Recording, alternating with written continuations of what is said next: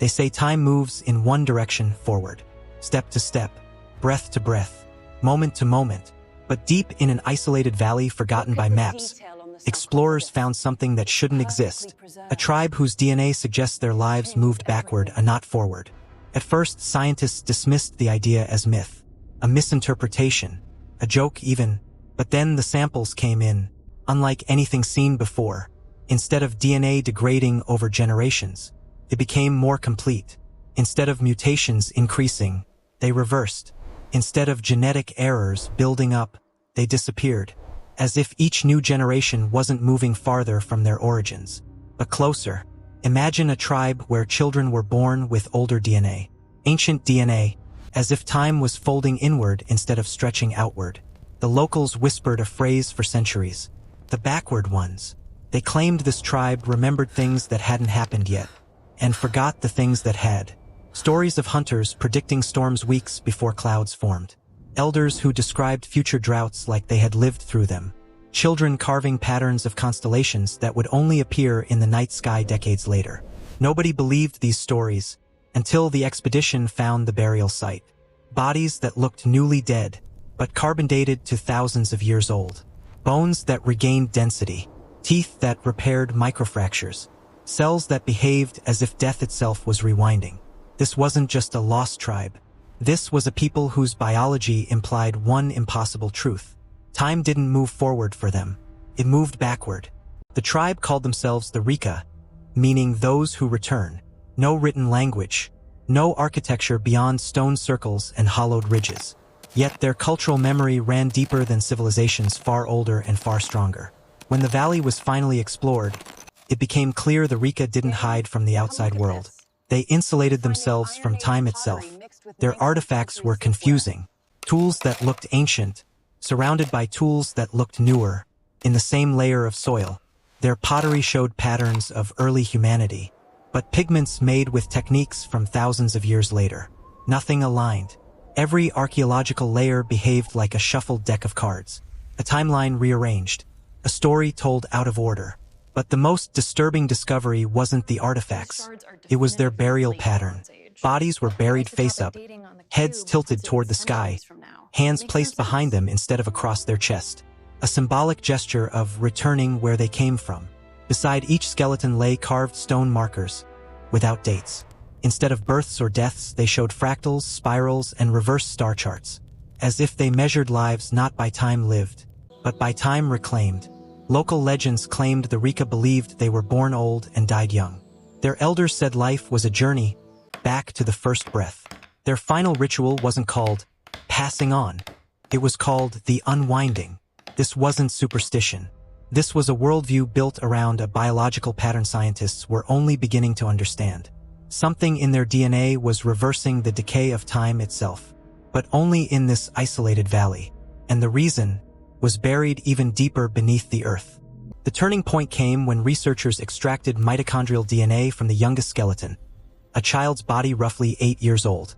It should have contained modern decay markers. It should have shown typical generational mutations. Instead, it contained fewer mutations than its supposed ancestors. The DNA wasn't degrading, it was repairing. Even stranger, the older the child was in life, the younger their genetic material appeared. This wasn't reverse aging. It was reverse inheritance. Imagine a lineage where every generation inherits a cleaner, older version of the genome, not a newer one. A genetic rewind. But why only here? Why only the Reka? What force in this valley caused DNA to behave like a tape rewinding? The answer came from the stone. Literally. The cave walls surrounding the valley contained a mineral found nowhere else. A mineral that emitted low-level natural radiation. That slowed DNA decay in lab samples by nearly 40%. But the Reka didn't just live near it. They ingested it, ate from soil enriched with it, drank water filtered through it, breathed air passing over it. Generation after generation, the mineral was woven into their bones, their cells, their existence. But even that didn't explain everything. The DNA patterns weren't just slowing decay. They were reversing mutation direction itself. Something more was influencing them. Something deeper. A hidden chamber was discovered beneath the valley. A cavern saturated with the mineral in crystalline form. Inside were carvings unlike anything in the region. Symbols arranged not in lines, but in spirals. And at the center was a message. Return to the first breath. The spiral symbols weren't ornamental. They were instructions. Researchers noticed the carvings matched the natural growth pattern of the mineral crystals, as if the tribe mapped the mineral's behavior long before modern geology existed. When light was shined through the crystals, the spiral patterns projected moving shapes on the walls, shapes that resembled the Reka's burial markers. The crystals behaved like biological clocks, but in reverse. As the crystals decayed, the light patterns grew younger, not older. This discovery led to a groundbreaking theory. The tribe didn't live backward in time. They lived inside a reverse-time influence zone created by the mineral. To the outside world, their bodies aged normally. But at the cellular level, their DNA followed the mineral's spiral decay. Backward. This explained everything. Their strange burial rituals, their predictions of future events, their confused timeline of artifacts, their spiraling carvings, their insistence that life begins at the end. But something didn't add up. If their DNA was repairing itself, why did the tribe vanish? The deeper researchers explored the cavern. The more they realized the spiral patterns were shifting. Crystals were cracking. The mineral veins were thinning.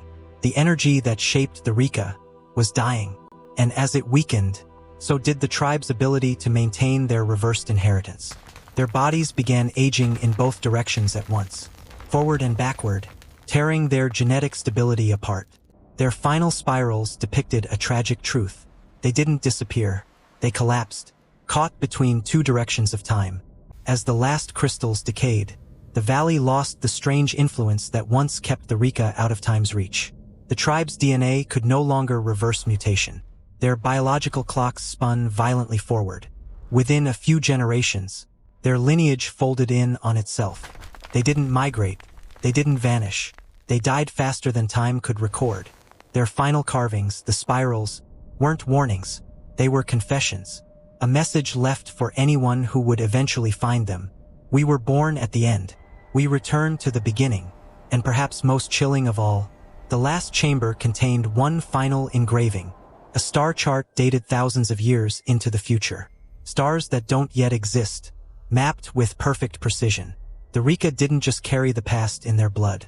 They carried the future, a reversed inheritance, a genetic memory that ran backward across time. What does this mean for us? Is time truly linear? Or is it just a path we follow because we've never stepped off it?